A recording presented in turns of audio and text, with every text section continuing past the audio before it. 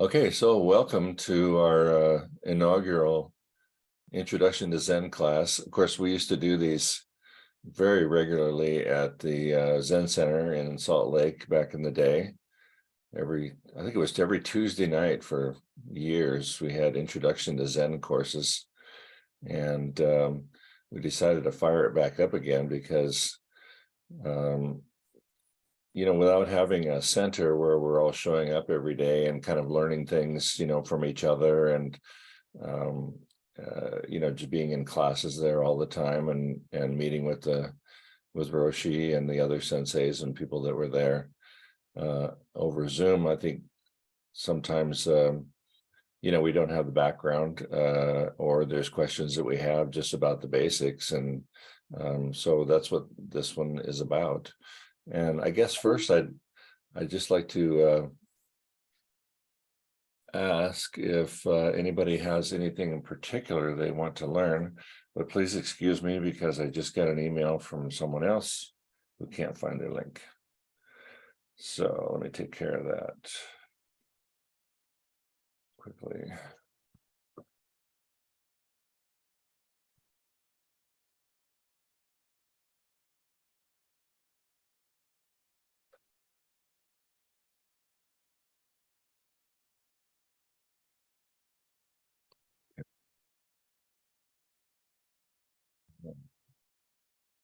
There goes that one. Okay, yeah. So does anybody maybe like to offer something about anything in particular they'd like to learn in this 6 weeks? Any goals or any kind of particular topics? So because I can rattle on for hours and I might not address the question that you have.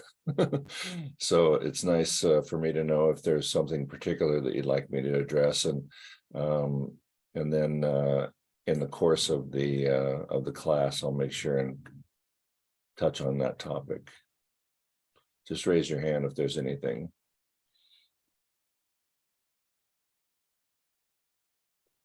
Yeah, Camille. Hi, Bruce. Thank you for doing this. Yeah. Hi, everyone. So I'm very familiar with the bardos, like in Tibetan Buddhism, and the process of dying, and I would be very interested in learning about it from a Zen perspective. So that is my, yeah, that is my left field addition to the group. Okay. Well, fortunately, for me and maybe for you, I did spend 3 years doing Tibetan practice before I got into Zen, actually. So I know a little bit about that. And I just made a note and I'll try to touch on that as we go along. Thank you, Camille. Madhushri?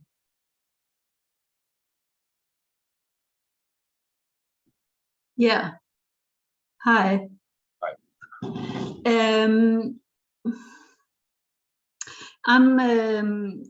I met Roshi this summer last year in Copenhagen, and I haven't met Zen before at all. I've been a little around Tibetan Buddhism, but I've been with another master in the Hindu tradition, the bhakti, so the devotion. So I'm used to a lot of form, with deities and mantras, and so I find it difficult how to shift. So I would like to, in about the sitting mainly. Okay. And how about the devotional part in Zen also? Okay. All right. I'm going to make a note of that and I will touch on that as well. Thank you. Maria. Yeah, hi Bruce, hi everyone. Thank you for sharing your wisdom with us. the three pillars are a lot about the farm, and the farm is very supportive and helpful in Zen. But my experience with Rinzai group, this was the first Zen group I joined, was that the farm was something just to hide something. It was very important, yeah. But I have been missing this so-called spirit of Zen. I'm sorry, I cannot.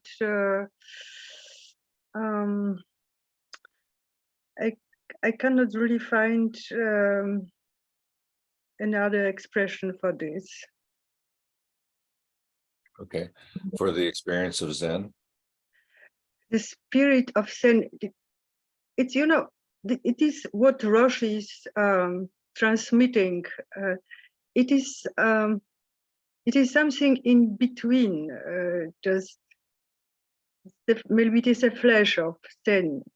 When they are the bombs, there's something, the form are the bombs, and there's something in between, very difficult to grasp. So just, I would really appreciate that we not only learn about form, but also have enough space just to feel into this so-called spirit of Zen. Okay. Yeah, Thank you. I think that's a very good question, and I will address that as well. Thank you, Maria. Thank you. Hi, Ken. Yes, good day, everybody. I'm interested in the practice of Zen as a form of, or a means to reduce stress or manage stress in daily life. That's one of my primary reasons for class today. Okay. Yeah, I think a lot of people that come to Zen are looking for that as part of it, and it's maybe a side effect, actually, in a way, of Zen practice, is that. So we'll get on that too. That's great. Thank you. Thank you. Joe, welcome. I'm glad you got the link. Thank you. Yeah, good. Do you have any questions about anything? No, not at Okay. this time. All right, you'll have more after I get done talking. Okay, well, great. You know, I guess I'll just start out with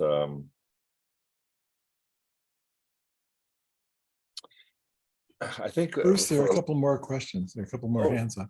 Oh, I missed one. Hi, Eli. Sorry. Hi, Bruce. Good to see you. Hi. Hi, everybody. Sorry, I'm using my phone, so it's kind of difficult to keep it in my hand. I'm looking for like a real introduction in a way, like really, you know, something as I sort of got into this a couple of years ago by meeting Roshi live Mhm. here on one of his trips, and then I'm sort of on and off, meditating, not meditating, etc. I've read some books, but I'm looking for like a proper, you know, classes type introduction. Okay, history, background, practices, where we are right now. Where does the practice that Roshi does, Genpo Roshi, you know, where do we place it within like the Zen practice, etc. So this kind of thing. Yeah, great Thank question. I'll definitely talk about that. Thank you. Ruth. Thanks. Hi, and good to see you, and Happy New Year, everybody. It's kind of embarrassing. I'll just say it. I'm death obsessed and phobic and terrified. And you know, I come to Zen. I appreciate what Roshi says about death of self and physical death, but I really don't. Doesn't really go in. And so whatever help you can give me on Okay. death would be really helpful. All right. Well, death is a major topic of Zen. I remember, in the monastery, at the end of the sittings at night, they would say, let me respectfully remind you, life and death are of supreme importance. Time swiftly passes and opportunity is lost. Awaken, awaken, do not squander your life. And, those words kind of sink in, especially at the end of the night every night, and you go to bed with that on your mind, and, we're all concerned about it. So I will, Ruth, thank you. We'll touch on that as well. Zen, I think for people, the Buddha, what is 2,500 some years ago, and ever since then, there's been hundreds, thousands of Zen people and masters and practitioners, probably millions, but many of the masters through the ages wrote essays or treatises, they call sutras, and there's just volumes and libraries full of material about Zen, about Buddhism, about everything else. And so for us in the West, I think it's fairly new here, really, since I think maybe the early 1900s, which first started to be even heard about at all, and I think blossomed a lot, in the 50s, 60s, 70s, like that, and here we are today. But I think for new students of Zen, Zen can feel like this. We're facing this vast wilderness, kind of like in the all the stories where the children are looking at the forest and they're afraid to go in, and they get lost in there, and who knows what's in there, and they got to hack their way through, and it can seem a little scary, a little overwhelming, a little not sure why I'm here. I was actually kind of, now that I'm in the forest, I think maybe it was happier before. So I think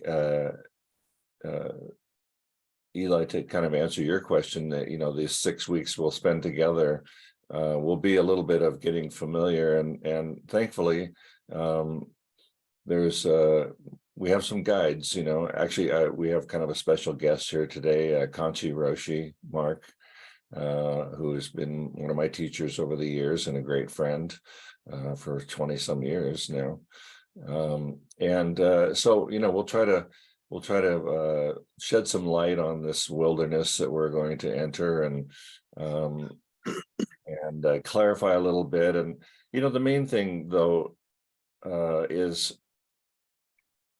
Zen is not about something out there, something spiritual or something wild. It's about your life, my life, our actual lives day to day, and we need to keep that in mind all the way through. The Buddha, just to give a little background and history, the Buddha was a young man who was raised in a wealthy family, as I guess a prince or a son of a king back in India in those days, much like medieval Europe and other parts of the world. Pretty much every valley had a king. Every region had its emperor or whatever, and they.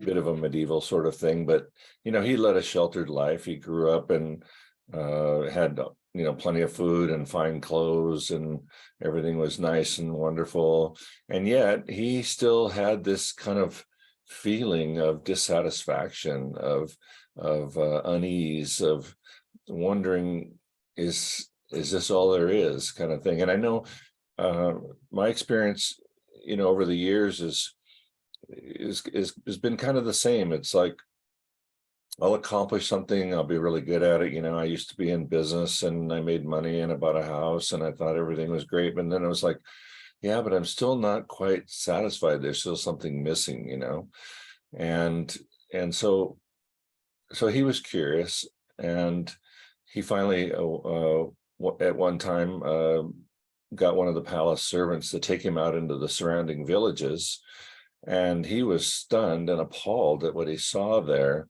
which was people who were old, people who were sick, people who were dying, people who were mentally and emotionally distraught, people who had lost limbs, you know, suffering, right? And he was like shocked by this, and he determined for himself to get to the bottom of human suffering. Okay, what causes suffering? Why do we suffer? Now, it's easy to think, okay, if I hurt myself physically, that's pain, right? If I get ill, I physically feel bad. But I think he was a little bit more concerned with what happens after that, with the emotional suffering that we have, with the this feeling of uncomfortableness, or this feeling of things we all know about, like low self-esteem, or just thinking I'm not worthy, or these kinds of things, and the heartbreaks that happen, and he vowed, he decided to leave the palace and to wander around India. Of course, we know India is loaded with gurus and wise masters of all different types. And of course, in those days, it was mostly Hindu, but they had all sorts of practices already. People, meditated, but they also had all kinds of practices like, beating yourself with a whip, or covering your body with ashes, or starving yourself and eating, one grain of rice a day, and all sorts of aesthetic sort of practices. And, he went from guru to guru and asked them his questions, what is suffering and what is it all, and they said, well, do this and you'll find out. And so he would try each of these things. And, none of them really gave him the answer. So he kept at it. He kind of fell in with a group of 6 or 7 other people, men who were kind of searching for the same thing, and they would try all these different practices, and it still wasn't working for him. And there was a point where he was so emaciated, so his body was, he hadn't been eating, he'd been making himself suffer, thinking that, and the point in those days was, well, you need to drive these evil things out of your body by, torturing yourself, basically. And one day he thought, this isn't going to lead anywhere except to death. And a young girl saw him looking terrible, and she went to her house, came back with a bowl full of rice and milk and honey, and gave it to him, and he ate it. And he realized, this is not the way. And the way is not to beat yourself up until you're enlightened.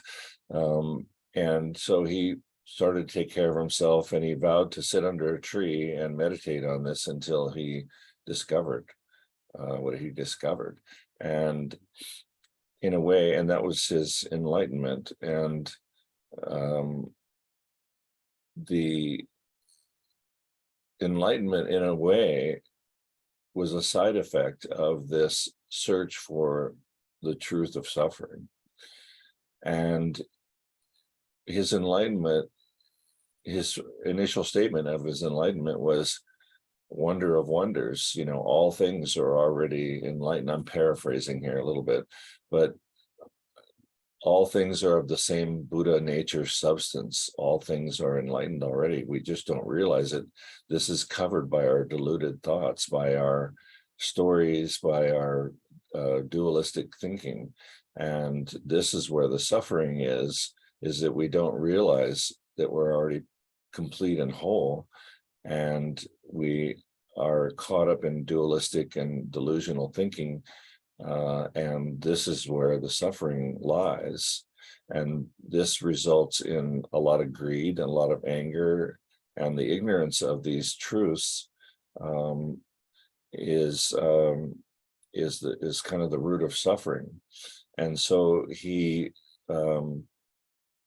started to teach about that, and to teach about the things that we should not be ignorant of. And by ignorance, he didn't mean that you're stupid or didn't know a lot of worldly things. He meant that you had not understood the truth of this oneness of all things, of the truth of how things arise interdependently, that everything relies on each other and it's all connected, and the truth of impermanence, that things arise and go away, they come and they go, everything. Okay, so this is the ignorance he was talking about, and because of that, you know, we go through our lives with this great amount of desire, of wanting something that we want to have, and not wanting things we don't want to have, and suffering over not getting what we want or getting something we don't want. And from that, you know, we get frustrated, we get angry, we get in conflicts with each other. And this is a great cause of our suffering. And we're constantly measuring things as bad or good, up, down, right, left, you know, if does it benefit me, or, you know, those kind of things. And we start to see the world as just, you know, equipment and tools. We see each other as equipment and tools for our own betterment. And this all comes from this long-held habit of dualistic thinking. So since then, since those 2,500 years ago, these are the fundamental teachings, really, of Buddhism. And from that, there have been, like I mentioned, you know, volumes and volumes of literature and talks and koans and different practices that have come out of that. And finally, we end up where we are today, and we're Zen students, and Zen is a certain style of teaching, just like the Tibetans have theirs, and others have theirs. And even within the Zen tradition, there are various different schools that emphasize different types of practices. Some emphasize sitting meditation or zazen, and others emphasize things like koans. The Tibetans emphasize study, of course, and a lot of chanting and things like that. But in our school, in our tradition, we've kind of brought some of those things together. And the reason that we chose the book that we're studying, The Three Pillars of Zen, is because Genpo Roshi's teacher was Maizumi Roshi, who founded the Los Angeles Zen Center. Okay, and Maizumi Roshi's teacher, one of his teachers, was Yasutani Roshi, who is the main contributor to this book. And Yasutani Roshi's teacher was a guy named Hogen Roshi, or Harada Roshi. I'm sorry, I'm getting them mixed up. And anyway, you don't need to remember all these names, but the important point is that in those gentlemen's tradition, they had brought in the two main schools of Zen we know today, Rinzai and Soto, and we're sort of officially Soto Zen, but they brought these two things together. And so this combining of those two traditions has passed down through Yasutani Roshi to Maizumi Roshi to Genpo Roshi and on to us. So a little bit of history there. The idea behind practices like doing koans or like doing sitting meditation is that this is a means, what we call a skillful means of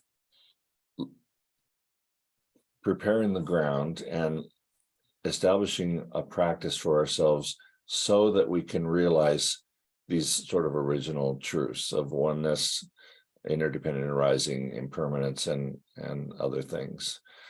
And it's not that, and we can understand some of these things intellectually. Like if we take oneness, for example, we can look around in the world, in the universe, and see that, we can say that everything in the universe is made out of subatomic particles that form atoms, and atoms form molecules, and molecules form compounds, and on and on. And so now we have all these planets, and we have Earth, and around, if you look around on Earth, we can identify, just in my room here, I can go, well, there's a computer, there's a camera, there's some speakers, there's the walls, the lights, the blinds, blah, blah, blah, all made out of subatomic particles, right? They're just forms that have manifested or come together interdependently to create these things that we identify as objects in the world. So intellectually, we can say, well, it's all one thing, right? Because it's all made of the same stuff. It just comes, it's just in all these different forms. Like I have a glass here and I have a ceramic cup, all made out of the same stuff, but I call one a glass and one a cup. So intellectually, we can get that. But experientially, getting that is a different thing, because the experience of it makes you realize that I am also made of all this same stuff, and I have come together for God only knows what reason, and through various different causes and effects and conditions, and here I am, and I won't be here forever. And so it's a different type of experience, to experience that rather than to sort of intellectually get it. That doesn't mean you shouldn't intellectually get it also, that it's part of, this is part of the study aspect of Buddhism. But in Zen, we stress the experiential part of it, the actual enlightening experience of those things. And so these practices are there to, they're sort of tried and true methods for eliciting this experience. Okay. Anybody who has a question as I go along, please raise your hand, because I'm using some terms that you may or may not be familiar with, and I can explain as we go. So this class today is, and for the next 6 weeks, is going to be about the fundamentals of actually establishing a practice is kind of the most important part of this. But along the way, we'll talk about, and in the book, Yasutani Roshi talks about the importance of establishing a practice, and the importance of, I think, particularly he points out for Westerners, of, Westerners kind of won't just take things on faith so much. It's like we're a little more skeptical, and we want to know, well, explain to me why we're doing all this, and explain to me what I'm going to get out of it, and what's in it for me, and those kind of things, and sort of connect the dots, right? And even like Eli brought up, this is kind of what he wants to know too, and I think it's very important. And so this is why we're having this class, is to get through these kinds of things, and kind of lay the groundwork, and then maybe we can more wholeheartedly start an actual practice. And by that, I'm going to say pretty much meditation is the one that we're going to work on. And so we'll talk about posture, we'll talk about discipline, we'll talk about setting a schedule, we'll talk about, really taking this on wholeheartly. I know many of you are very accomplished in many ways in life, and you know what it takes, right, to master something. If you pick up a guitar and you've never played it before, it's hard at first. It hurts your fingers. You don't understand why it does what it does. You don't understand, just how to even go about it. And so you may get a teacher to show you, and you may buy a book and read it and learn chords and music theory and things like that. And slowly but surely, if you just keep at it, you'll start to play songs. And then the more you play, the better you get at it. And then you can be even more free form with it and creative. And eventually you may master the guitar. The same thing is true if you want to, go to the gym and work out and get healthy. The first time you go there, you may not understand how the machines work or why you're doing it or what the different muscle groups are or things like that. And you will, maybe one of the trainers there can go, okay, do this, do 5 of these, 5 of these, 5 of these, and then come in every other day and give yourself a day, they'll guide you along. And eventually, and you won't see any results for maybe a month or two. And then all of a sudden you go, gee, I feel a little stronger. I feel a little springier. I feel a little more healthy. So this kind of thing applies to everything in life, and it applies to Zen too. If you seriously want to achieve these things like you've mentioned, to have these experiences, to manage your stress, or to understand more about life and death, more about how we operate as human beings, how our minds work, then we'll get you started here over this next 6 weeks, but ultimately, I can't say it too many times, it's up to you. And it's up to you to generate this willpower. It's up to you to generate what we call a Bodhi mind, the mind that seeks enlightenment, that will keep you going. Okay. Bruce, Eli, there's a hand up. Yeah, go ahead. Yeah, Eli, go ahead. Sure. Thank you.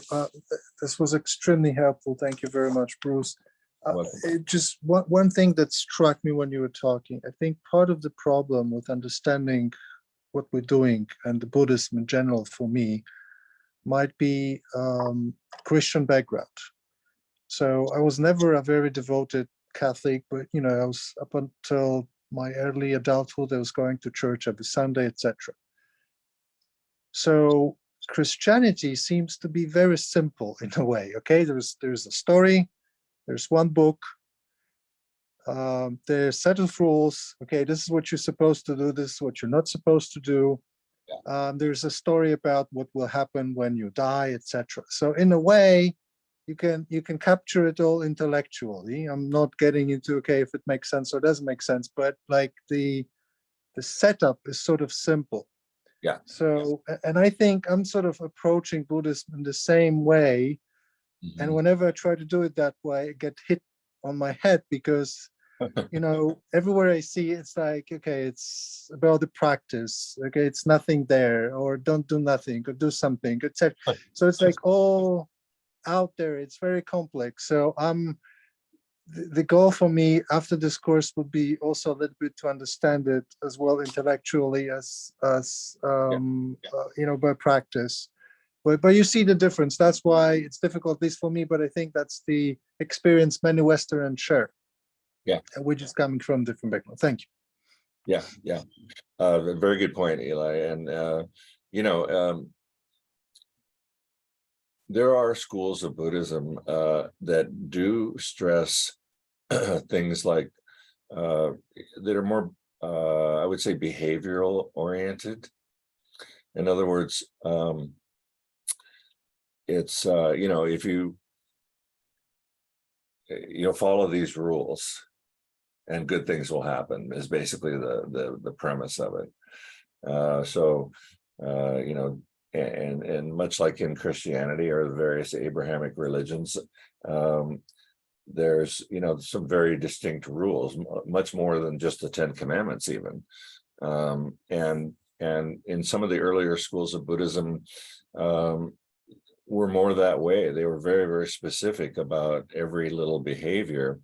And it was not all bad. And different things are required for different peoples at different times in life and different times in the history of the world. And this is why there are so many different types of practices and religions, because not everything speaks to every person. And actually, even in Zen, you know, we have the paramitas, which are not really rules, but they're sort of, what would you call it, Mark? Kind of suggestions or things to aspire to.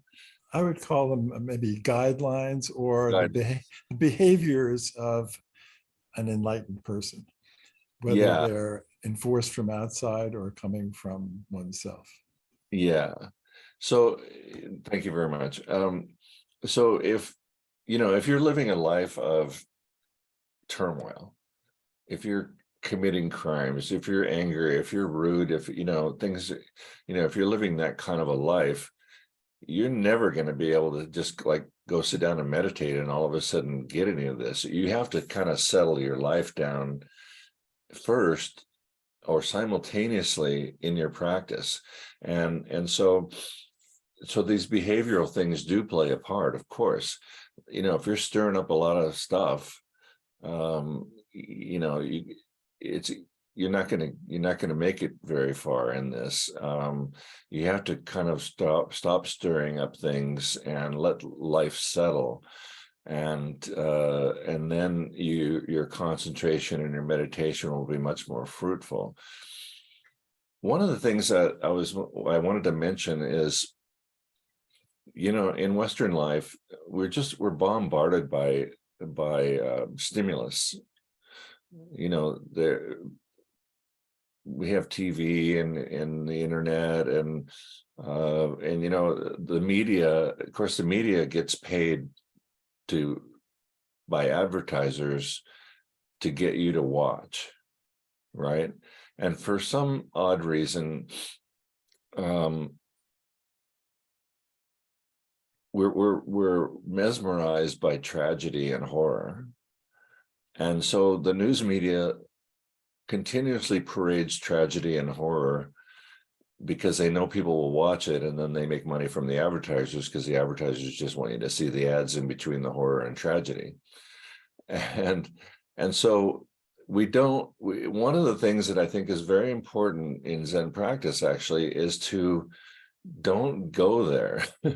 Don't get wrapped up in that stuff. It doesn't mean you have to like not care what's going on in the world or in your city, but don't become you know, sort of addicted to that. It's this kind of stimulus is just there to take your money and by riling you up, and being riled up is not the point of Zen. It's like Ken said, you know, I have a lot of stress in my life, right, Ken? And it's like, so do we all. But don't feed it, okay? Don't feed it. So if I was going to make a Buddhist rule, I'd say don't feed it. Don't chase after it. And then, you know, of course, what happens, you know, within our own minds, even after we shut the TV off or we shut off social media, or we just kind of like get back to like, you know, being in our homes and jobs and you know, kind of relaxing a little bit, you know, our minds can kind of be accustomed to that, and we want the stimulus. And sometimes when we come into spiritual practice, people want this big experience. You know, I want to have this big wow moment. I want to have something profound knock me over, you know, and we fantasize and dream about, you know, this sort of spiritual thing. And what I want to point out is that, you know, if we're continually involved in the sort of grosser aspects of life and the more dramatic points of life, we'll never get the subtleties.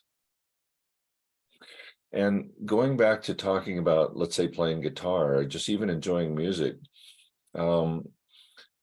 once you become very familiar with something and you kind of have mastered it, you appreciate the subtleties more than you appreciate the big dramatic parts. Okay. And you see the interplay actually between the big dramatic parts and the subtleties. But if you aren't getting the subtleties, you're not really, you're not really getting all what you should. And so in Zen and in sitting meditation, what do? We sit down, we get into a very comfortable posture that we can maintain, and we get into a posture where we can sit in one position without moving at all for 20, 30 minutes, or even some hours sometimes.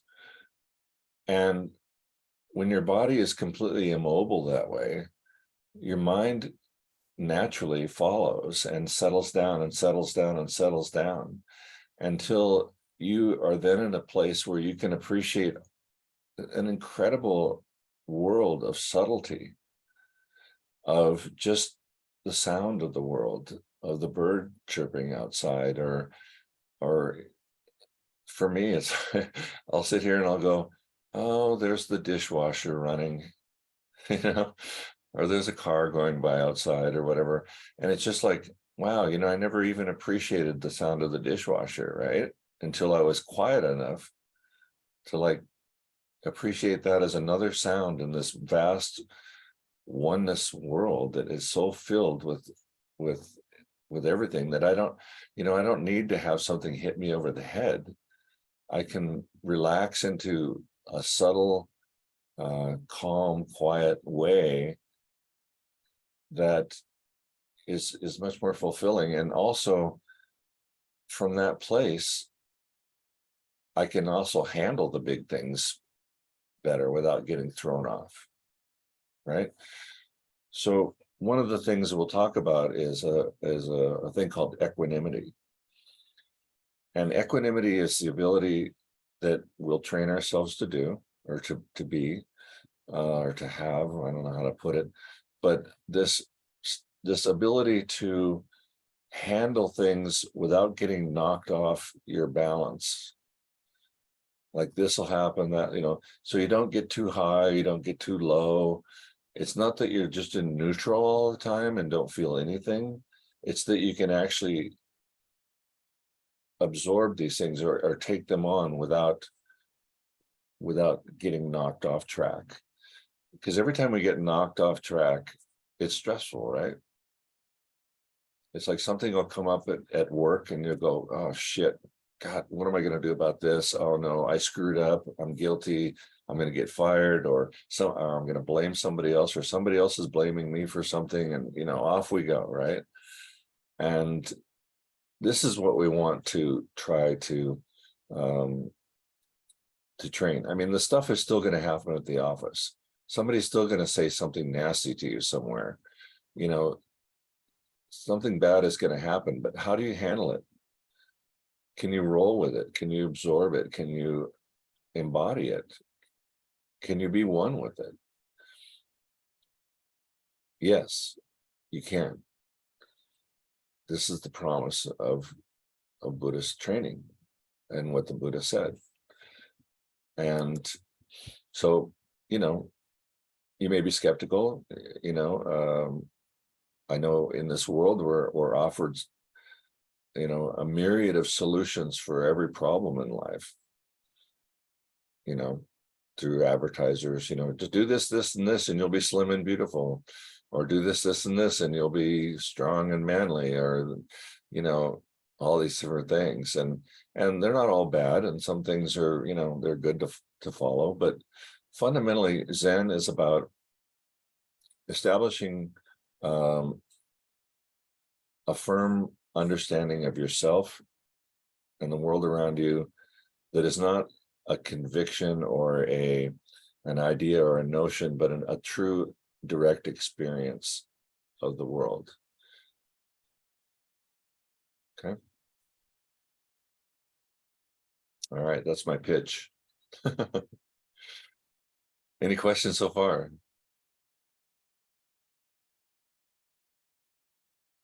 Okay. All right, so meditation practice. Oh, Majurshi, go ahead. Hi. Yeah, before we go any further, I'm still trying to grasp what Zen is. I mean,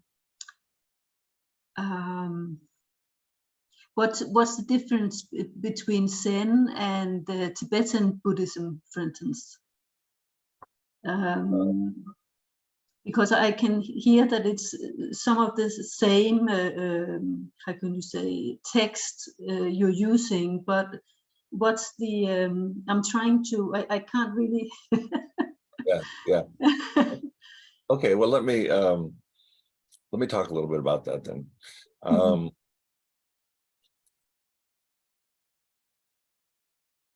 Both Zen and Buddhism are based on the original Buddhist teachings. But culturally, they became much different. When Buddhism passed from India into Tibet, or when it passed from India into China and Japan, and this took place over hundreds and hundreds of years, the different cultures adopted and also kept things that were already sort of unique to their culture. And so it took on a look and feel that's different. And so in one way, I could say they're no different. And in another way, I could say, well, yes, they are very different, but only in surface or only in outward appearance. So just from that point, as in Japanese style Zen, we wear black and white robes and everything is very austere and black and white, and and if you see Japanese Zen temples, they're very bare, and there's just a Buddha there and a couple candles and not a lot of decoration. And I would say that this is actually more of a Japanese aesthetic than it is a Zen aesthetic, although people think that's Zen. Okay, but it's kind of Japanese style, really, that Buddhism just came into and adopted and also contributed to, of course. In Tibet and in the Tibetan temples that I studied in, there were yellow and red robes, and there's paintings all over the walls, and they have 100 golden Buddhas on the altar, and it's this gigantic thing, and they have dozens and dozens of candles, and there's tons of incense and bells and drums, and some of the Zen things have bells and drums too, but for different reasons. But so it's like comparing the Lutherans to the Catholics, right? The Lutherans look much more Japanese Zen-y, and the Catholics look much more Tibetan Zen-y, or Tibetan Buddhist.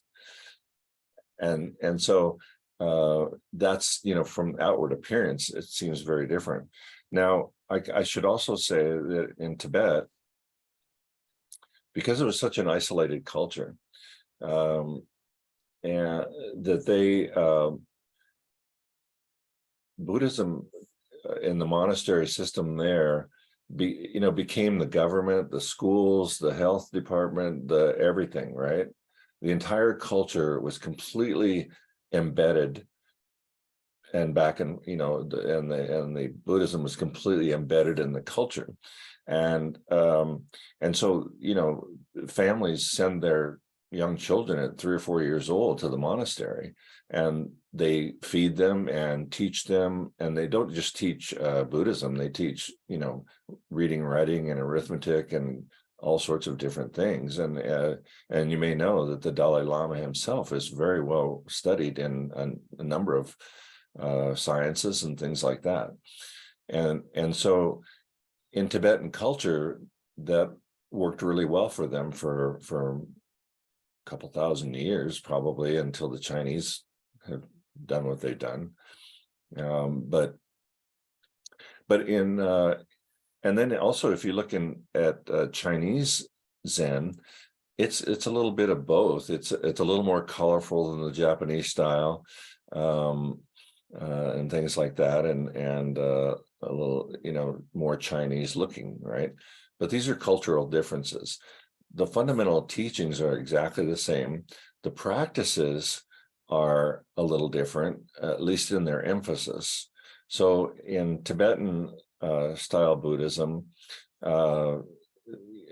they study a lot. They read sutras all the time, aloud in a chanting sort of form. And then they have all sorts of chants like Om Mani Padme Hum or Om Ahang Benza Guru Pema Siddhi Hung that you just chant over and over and over and over, I mean, for hours. And I can say that, and they don't do sort of the sitting meditation the same as in China and Japan.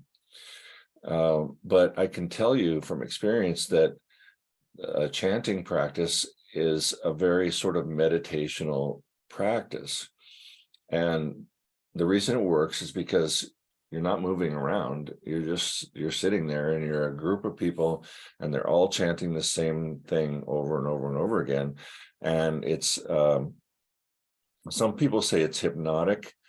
I wouldn't go that far because it more tends to replace all your normal random thoughts and things that are going on in your mind with just this sort of rolling sound. And because your body's relatively immobile, your mind settles down, your body settles down, and people can have some sort of awakening experiences doing chanting. So it's, you know, it's a practice. And, you know, there's other practices, you know, bowing is a practice where you just stand and you go all the way down to a full layout prostration and stand back up and go down, up and down and up and down.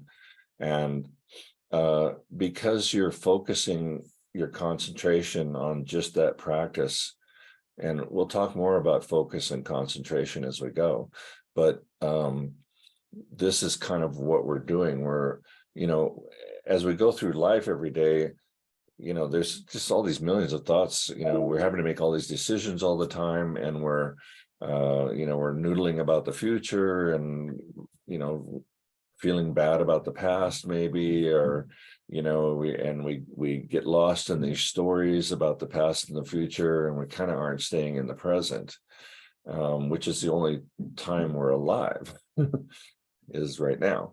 And so so these various practices, chanting, bowing, sitting meditation, and with sitting meditation, you know, you probably noticed in the book, they talk about counting the breath and things like that. And so the counting is a way to just have your mind focus on the counting rather than thinking about your grocery list tomorrow, or rehearsing some meeting you're going to have in the future with someone, or all the things that we normally, you know, take up our time thinking. Okay, does that help to answer your question? Yeah, thank you. But there's still more, but it's fine. I think I'll just be patient, and it'll come over. Okay. All right. All right. Thank you. Thank you. Yeah. One other thing I might say, I had a thought.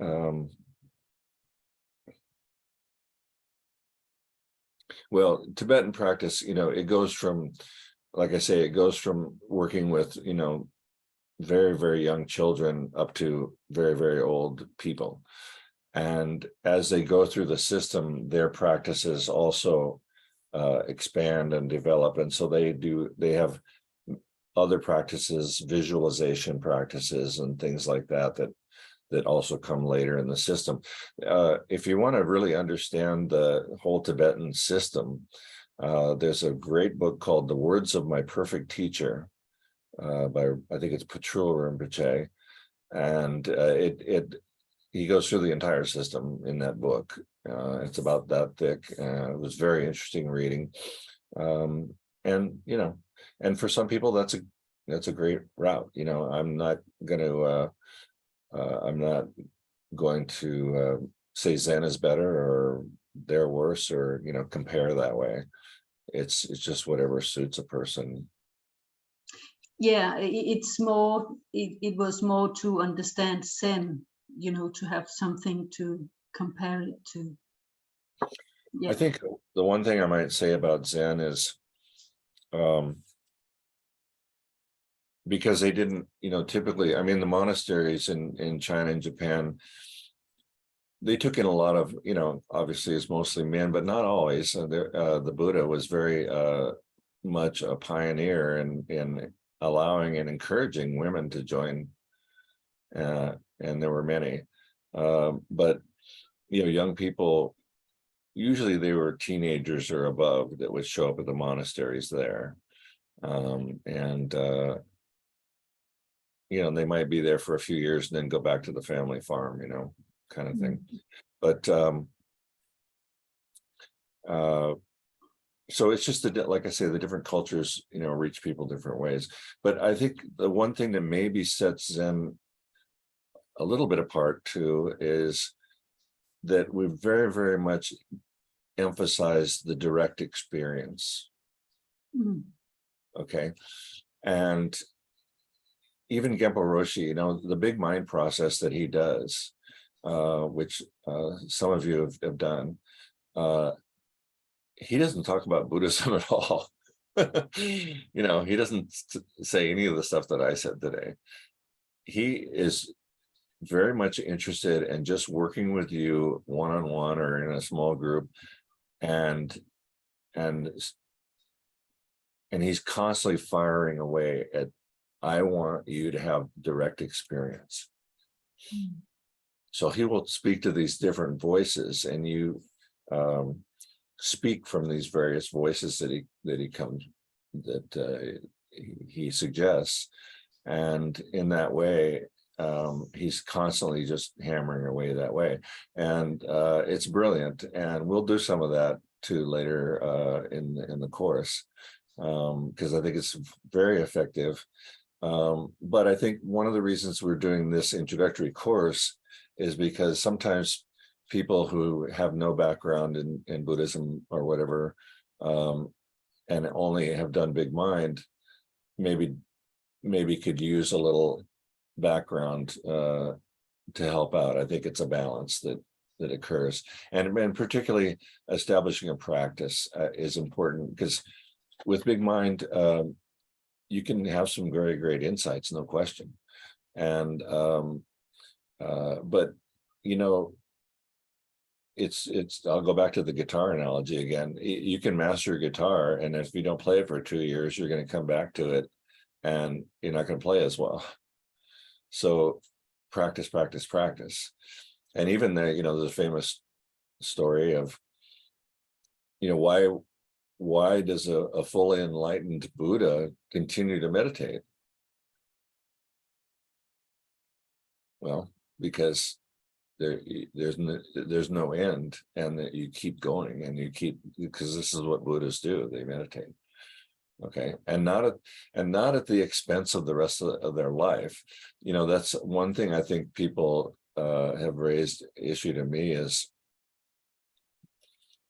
well, I can't do this because I don't want to lose the rest of my life. Well, you know, the Buddha still had to, you know, get up in the morning and brush his teeth and eat, and, you know, go to the bathroom, and he gave his classes, and then there was lunch, and he had to deal with administrative issues, and, you know, and those kind of things too. So it's not like we're, and I think sometimes people want to sort of escape their life that they're not so happy with, and just kind of completely dive into a spiritual practice or something in order to avoid life.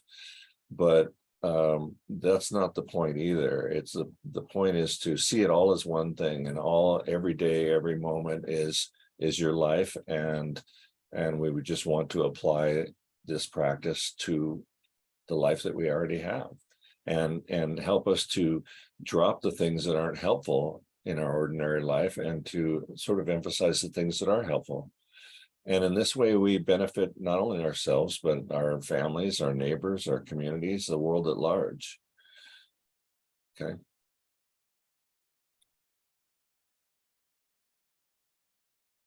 Anybody else?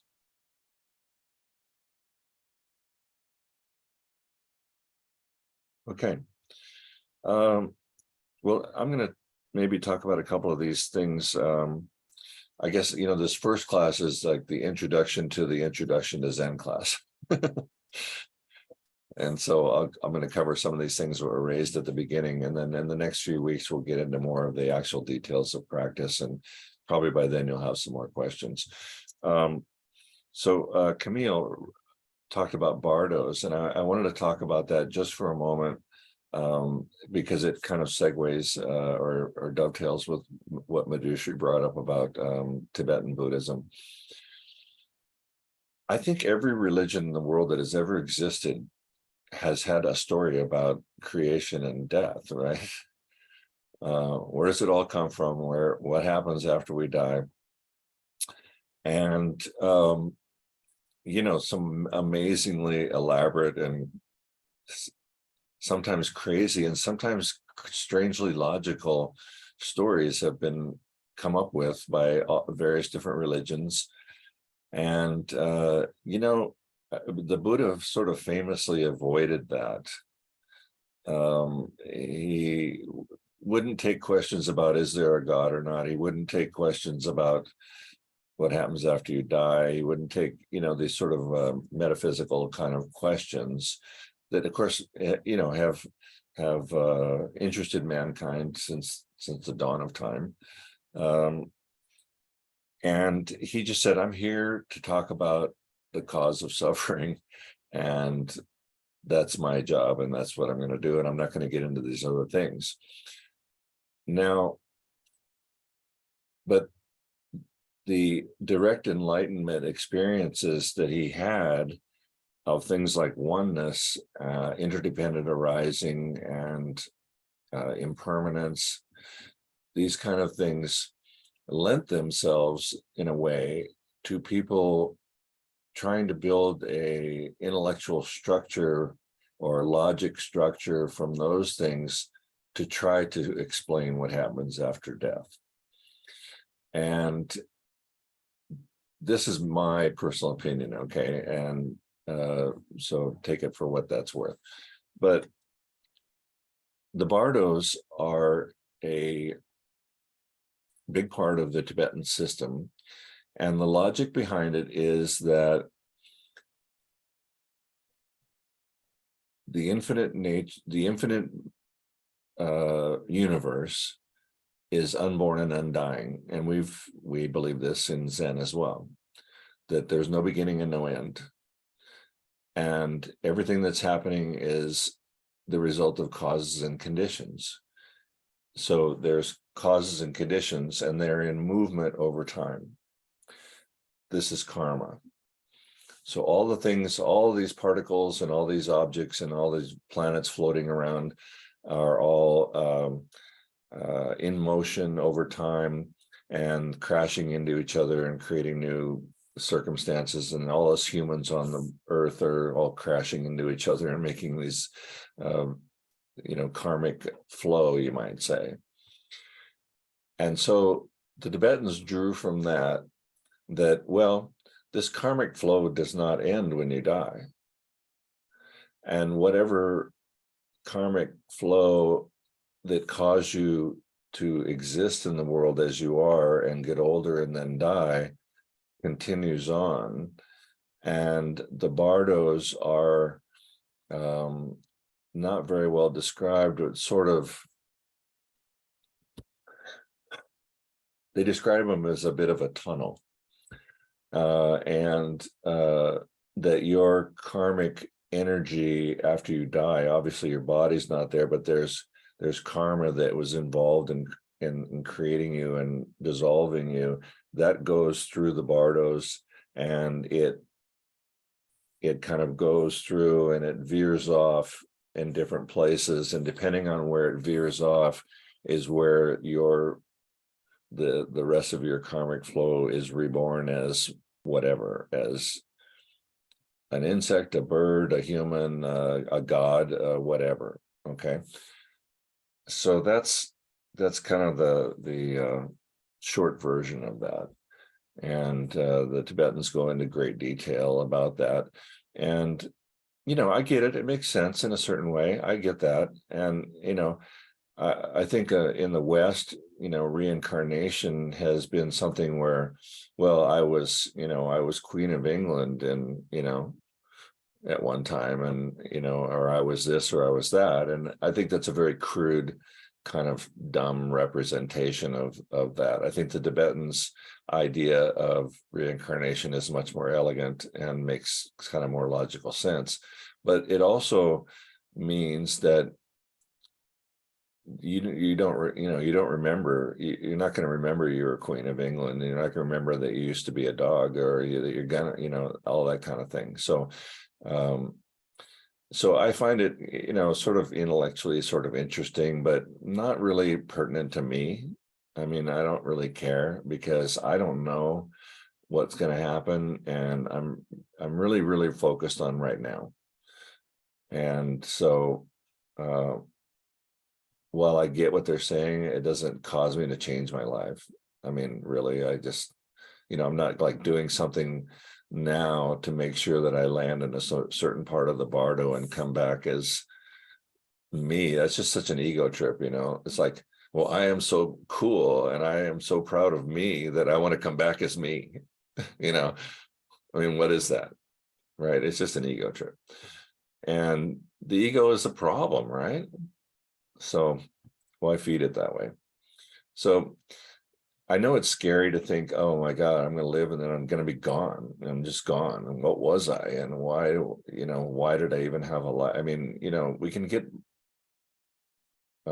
very riled up about that kind of thing. And I would encourage you not to. Let's stay focused on, you know, what are we doing now, and how can we solve the problems of our own suffering? This is what the Buddha wanted, and this is what I want, and I'm so glad you're here. So, okay. Maria, I already talked a little bit about, you know, the direct experience of, you know, that we are shooting for in Zen. This is something, you know, it's a bit mysterious, because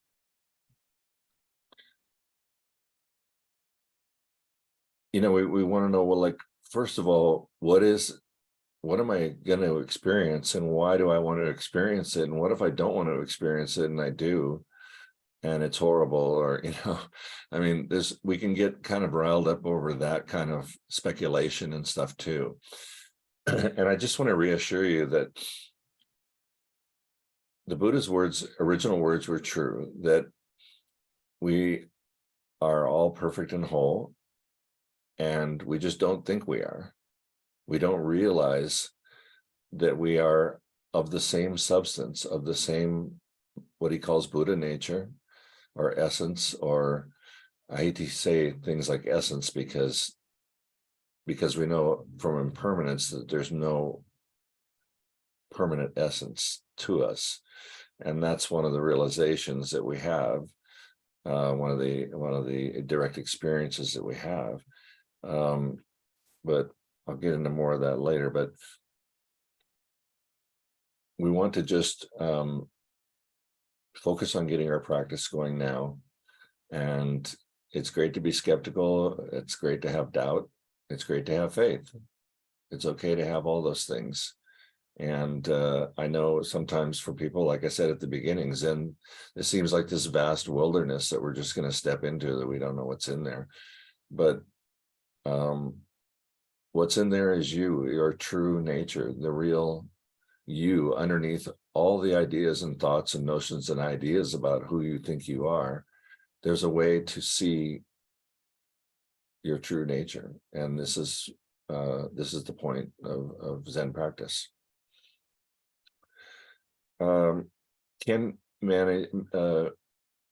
do you want to talk more about stress a little bit, Ken, or anything in particular, and we can talk about that for a minute.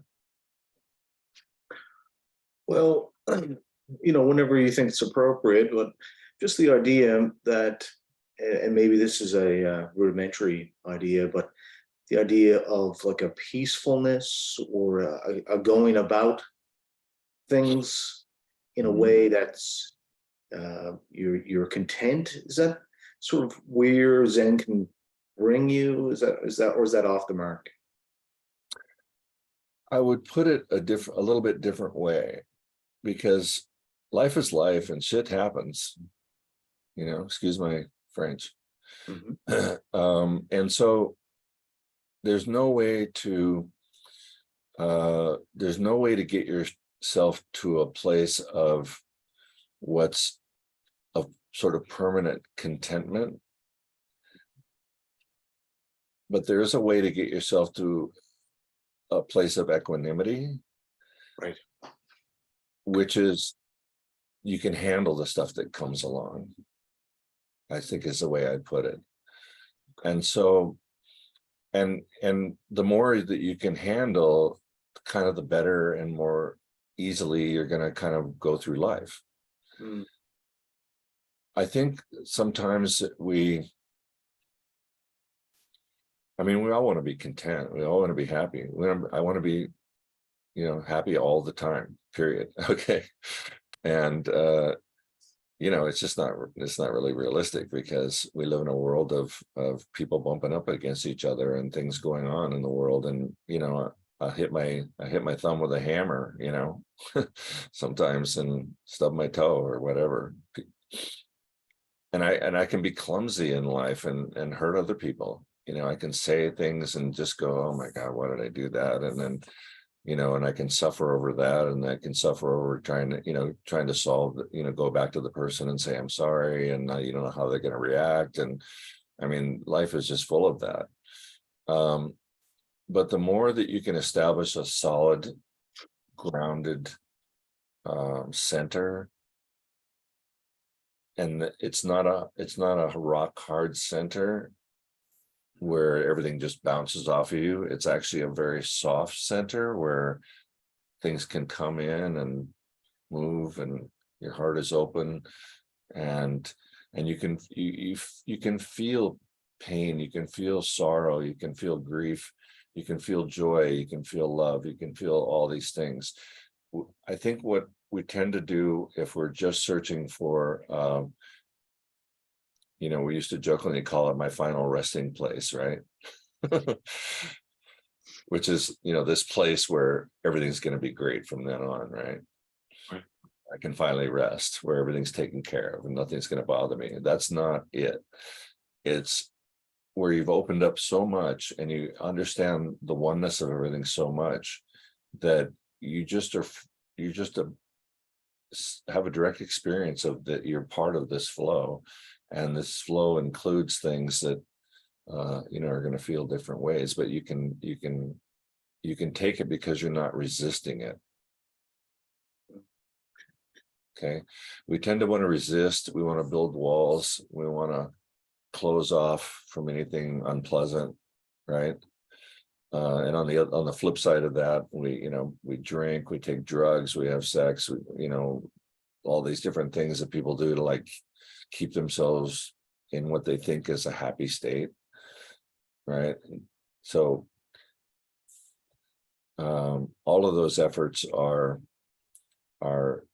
ultimately unsatisfactory.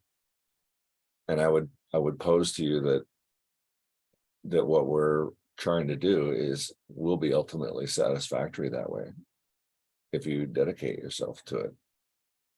Okay. Thank you. Yeah. Ruth? Yeah, thanks. I don't know if I heard you properly or not. I think you were talking about liquidity and something about, it's really hard for me to respond in your language. There being no sort of essence of anything. Did I hear you say that? Because if I did, then I guess my next question. And then you said the goal is to find out your true nature. And so if there's no essence of anything, if nothing is essentially it, then how can I have a true nature? And Right. so I'm not going to say don't get it, because the point is not to get, but there seems to be this huge paradox there. Yeah. If there's one thing about Zen that people know, it's full of paradoxes. That's not an answer. And it's full of not answers. Yeah, I mean, you bring up a great point, and this is just, this goes to the heart of the issue, I think, is that, wow, can I have a true nature if there's nothing permanent? Are you talking about, I'm sorry, I interrupted you. And then, so the only conclusion is that your true nature is impermanence. And so take that in, and what are the ramifications of that?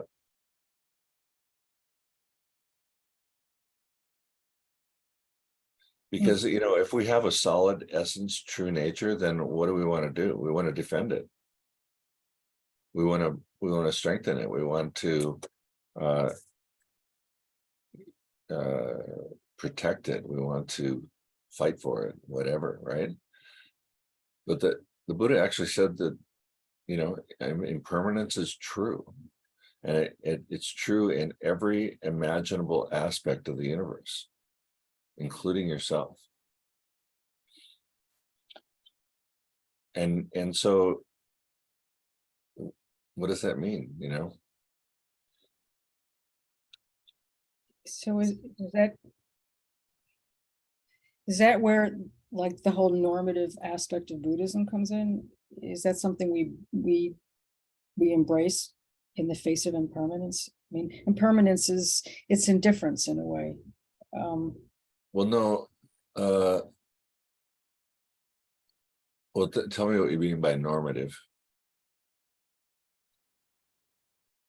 Right action, right thinking, love. I mean, all the things that we think of as good, things we aspire to, that's what I mean by having a norm. Okay. One way or the other. And yeah. Okay.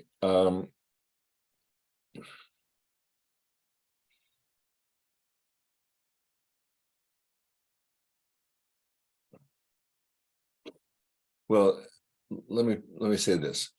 Impermanence is not the only part of that realization. Impermanence is true. Oneness is also true. So if your true nature is impermanent oneness,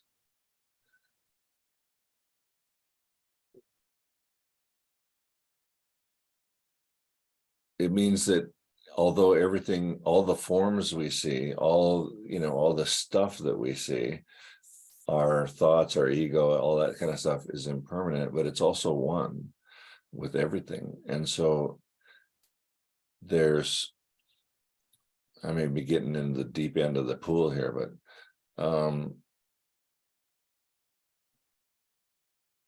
that means everything that you are has always been here and will always be here and has always been one with everything. And yet it's all constantly changing.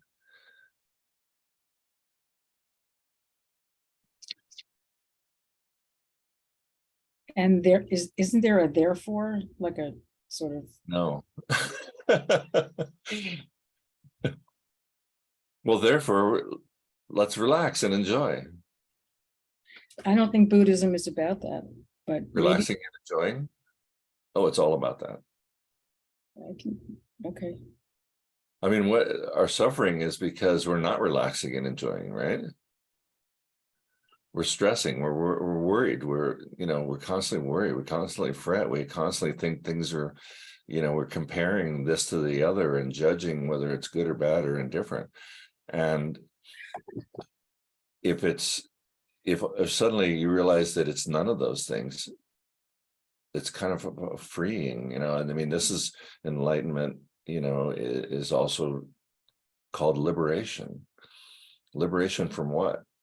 Liberation from all of our notions and ideas and dualistic thinking about how things are when they're actually not that way in fundamental reality. Not in the physical world.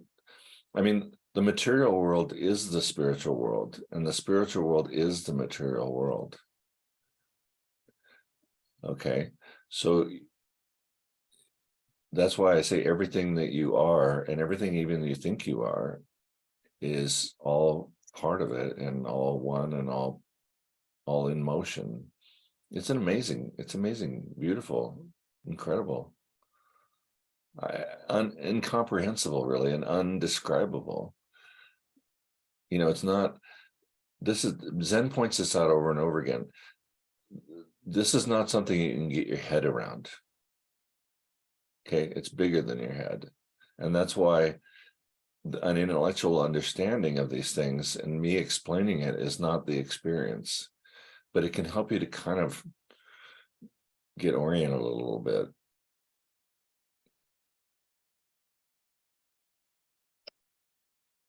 Okay. I hope.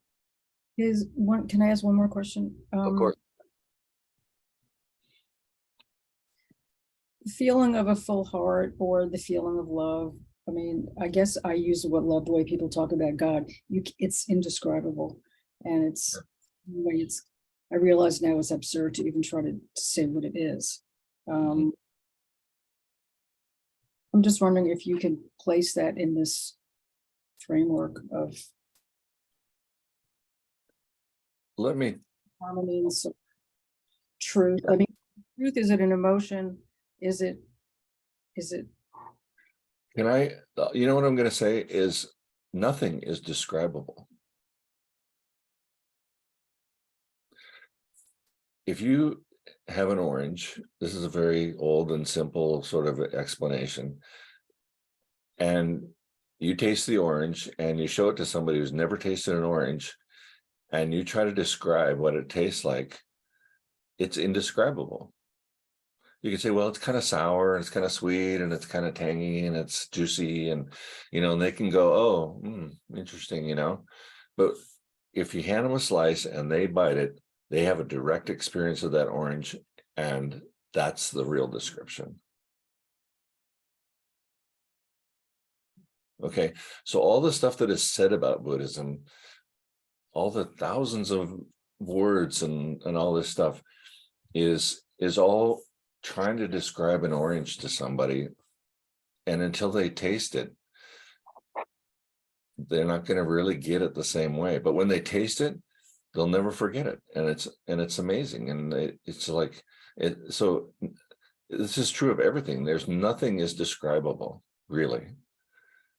But we operate in a world of language and words, and so we do the best we can, right?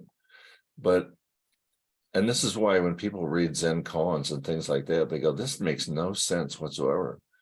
That's right, because the koan is designed for you to have a direct experience and not to get an explanation.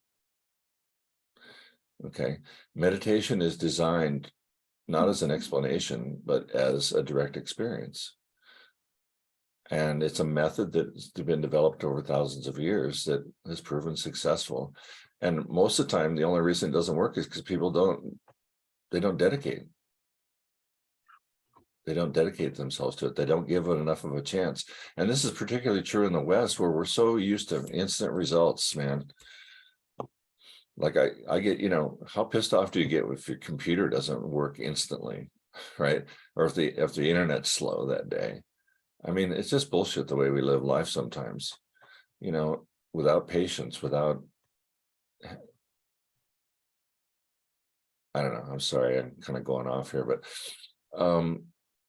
anyway, Zen is about direct experience. And, you know, I'm going to explain as much as I can, but ultimately I can't describe an orange to you. I can't describe the taste of coffee. I can't describe what making love is. I can't describe any of those things. You have to experience it directly. And your experience is your experience. It's not my experience.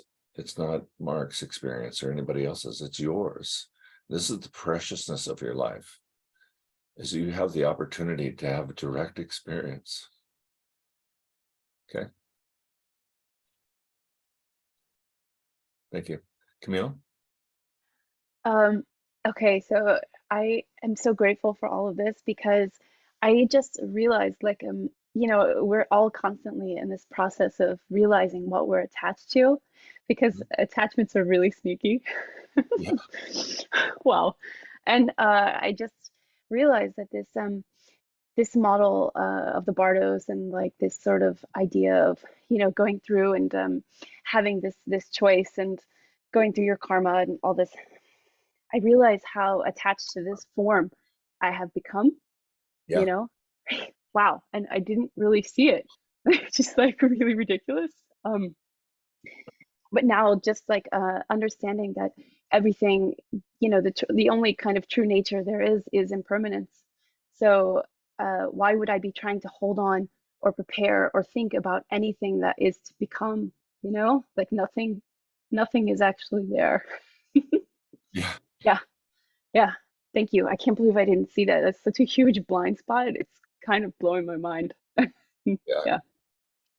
One of my fellow monks that I learned a lot from while I was there, Rich Christopherson, once time told me, he goes, the world is covered in glue. Mm. Yeah. And you attach to so many things constantly, right? Mm. Now, this is not to say that we're trying to escape or trying to not deal with things, or that we have things to take care of, right? And so we don't want to go totally into this kind of space where nothing matters, or that kind of thing, or nihilism, right? But yeah, to recognize, like you just did, that's a little realization, right? It's a good one. That the world is covered in glue, and I stick to it all the time. But to start to see it, and this is the part about the subtleties that I talked about a little earlier, is you start to see, you see the big attachments, right? You know them because you will very strongly defend those things, or fight for those things, or try to get rid of. I mean, attachments can be attachments to bad things that you want to get rid of too, but you can't, right? Why not? So the more you explore this of yourself, of your life, the more you see the subtleties, you see the little tiny attachments, the little hooks, the little pieces of Velcro stuck all over, and every one of them, depending on the circumstances, can become a bigger or smaller sort of issue. So, and I'll talk about this starting next week, is when you first sit down to start meditating, and if you do it regularly, like I'm going to encourage you to do, the big ones are going to be big first. Big stuff's going to come up first, and stuff's going to come up out of the blue that you won't even, you won't expect at all. And we'll just go through them, and it's about recognizing, how attachments are ubiquitous, and how we can start to drop them and let them melt away, or deal with them, or own them, or however we need to do it. Okay. So I'll take one more question, or I'll make a concluding statement. Okay, I'm going to conclude. So great to have you guys here. I'm really excited about the next 5 weeks. What I'd like you to do this week, your homework assignment for this week, I know you're all probably got the book and have been reading it. Don't go too far into it. Just read those the first 3 lectures on by Yasutani Roshi. And then the other thing I'd like you to do is arrange for yourself in your life, or in your home, or wherever, a place or a spot where you will start to meditate. And In the book, there's pictures of posture and things like that. Have the back straight. The key thing, whether you're sitting in a chair or sitting on the ground, have a cushion on the ground, or if you're in a chair, is make sure your hips are higher than your knees. Okay, because this will allow you to sit in an upright position comfortably, and your hips can be a couple inches below, or your knees can be a couple inches below your hips, or they can be 6 or 7 inches below your hips. So just figure it out, find a place in your house and do it every day, okay, for the next week, because that'll bring up more stuff that we can talk about next week, and we'll start to correct little issues that have happened in posture and in your meditation. And I'll answer any questions you have. Will you do that for me? Yeah, everybody, good. Okay, and just do it regularly. Do it 20 minutes in the morning and 20 minutes in the evening, or whatever works in your schedule. But I want to stress that the more important thing is to get it in your schedule. Okay, just do it. And what you're going to get out of this is some strength and willpower and discipline and some self-confidence from doing that. Okay, it's a very important part of it. So don't worry about what you're thinking while you're meditating. Don't worry about whatever the thoughts are. Just physically do it and be quiet for those 20 minutes, or twice a day, 20 minutes, whatever you do.